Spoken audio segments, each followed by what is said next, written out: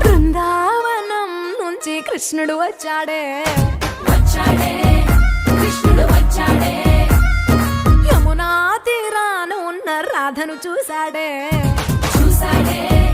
రాధను చూసాడే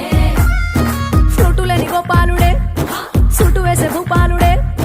వీసమొచ్చిన పాలుడే మాట వెంట పడిపోవుడే